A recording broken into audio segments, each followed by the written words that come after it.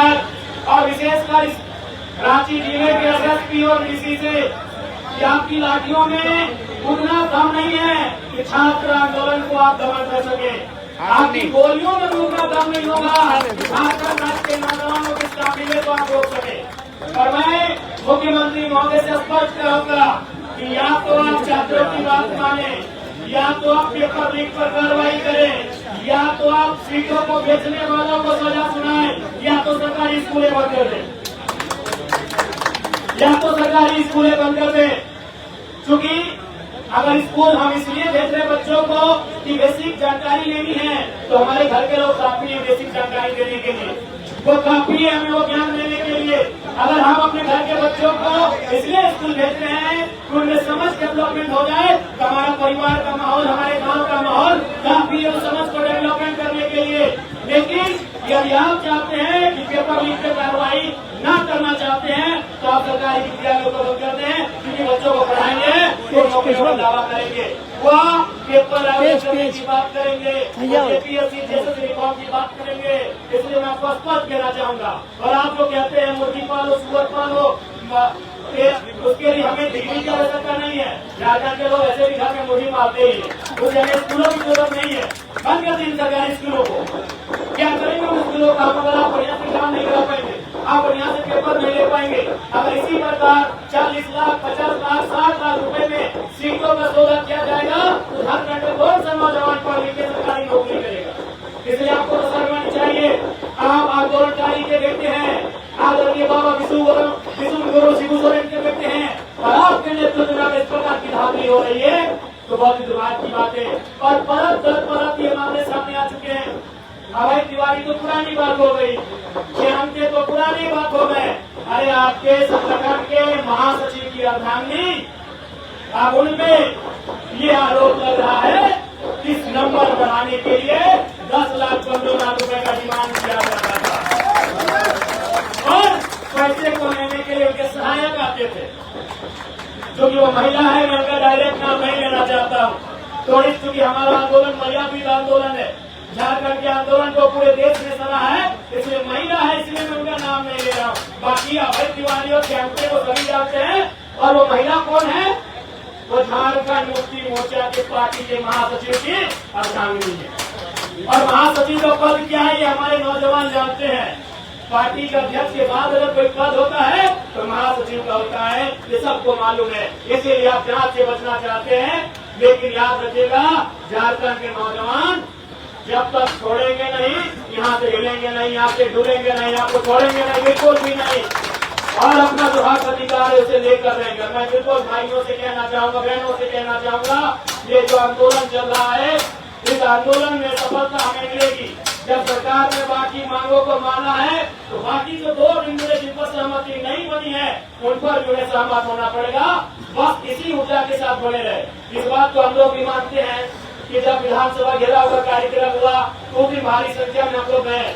तो आंदोलन हो चाहे युद्ध हो, उसका एक ही गणित होता है, युद्ध विराम, युद्ध विराम, युद्ध विराम, युद्ध चलते रहता है। इसलिए वो एक ऊर्जा हमने दिखाई है विधानसभा में, आगे की रणनीति हमारे साथी बनाए, फिर उसको एग्जीक्यूट करने का काम हम सबको होगा। और फिर कुछ दिनों के बाद अपनी ऊर्जा को जब हम एक जगह कलेक्ट कर लेंगे, फिर से अपनी ऊर्जा को अपने अंदर समाहित कर लेंगे, तो विधानसभा घेराव के तर्ज पर ऐतिहासिक आंदोलन होगा। इस बात को राज्य सरकार जान ले और अच्छी तरीके से समझ ले। और ये जान ले साथियों, घबराने की जरूरत नहीं, राज्य सरकार जल्दी सभी है, अभी घोषणा हुई नहीं है, और सीएम आवास के सामने बैरिकेडिंग करने अभी कोई चर्चा नहीं हुई है, अगले कार्यक्रम की कोई चर्चा नहीं है। और मुख्यमंत्री आवास को घेरने की तैयारी मतलब प्रशासन के द्वारा चल रही है बैरिकेडिंग के माध्यम से। इसका मतलब स्पष्ट है, आज 26 सालों के इतिहास में पहली बार कोई ऐसा स्टूडेंट या प्रोटेस्ट हुआ है जो विधानसभा के सामने कर गया है।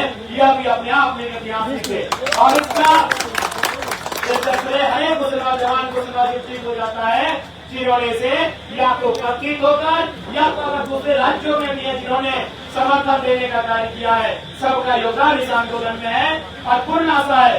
और साथ ही साथ हमें संकल्प भी लेना होगा साथियों, इस आंदोलन के बाद झारखंड के नौजवानों को दोबारा सड़क में न आना पड़े। हमारी आने वाली पीढ़ी को संजय भैया दोबारा सड़कों पे ना आना पड़े। इस पीढ़ी को हम लोग जेनजी कहते हैं ना। इसके बाद वाली जनरेशन क्या कहते हैं? जेनजी भाइयों, जेनजी बहनों, जेनजी छात्रों, इस बात का भी आप संकल्प ले लीजिए कि जैन अल्पा को आंदोलन करना ना पड़े। बिल्कुल वो अच्छे से पढ़ाई करेंगे, वो अच्छे से तैयारी करेंगे और वो अपने सपनों को साकार करेंगे। जेएनजी की तरह उन्हें हड़तालें ना करनी पड़े, जेएनजी की तरह उन्हें लाठीचार्ज का सामना ना करना पड़े। ये हमारा संकल्प होना चाहिए साथियों। आप तैयार है ना? बिल्कुल। मुझे पूर्ण आशा है आपके हौसले कम नहीं होंगे।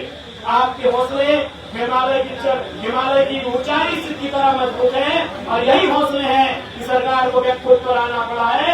और कुछ दिन आंदोलन चलने दीजिए ना, और कुछ दिन आंदोलन को आगे बढ़ने दीजिए, परिणाम हमारे सामने होंगे। ज्यादा समय नहीं लेंगे साथियों। पुनः आपसे यही कहेंगे, हमारा यहाँ आना केवल ये मकसद नहीं है कि हम मन से आकर चले जाएंगे। हम ये चाहते हैं आप लोग रणनीति बनाएं और उस रणनीति में समन्वय स्थापित करें और घोषणा करें। आपने तो देखा ही है कि आपके इस रणनीति में मेरा पहला खुला समर्थन रहता है और आगे भी मेरा खुला समर्थन रहेगा। कोई बिना शर्त के मेरा समर्थन रहेगा, क्योंकि मैं आपके बीच से आता हूँ।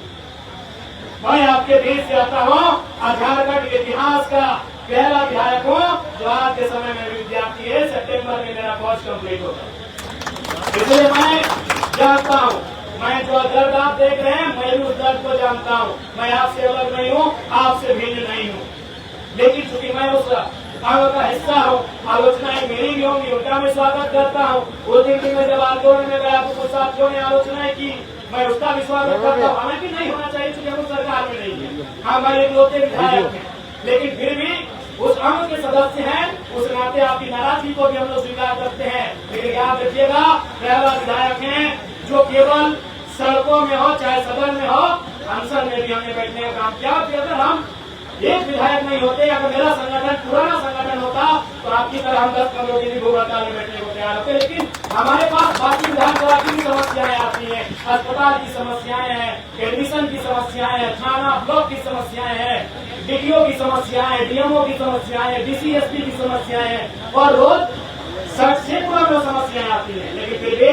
समय समय पर आपके बीच हमारा हड़ताल भी होगा, हमारा अनशन भी होगा और जब तक ये आंदोलन मुकम्मल नहीं होगा आपके साथ खड़े हैं, अडिग होकर खड़े हैं, हिमालय की तरह खड़े हैं आपके साथ।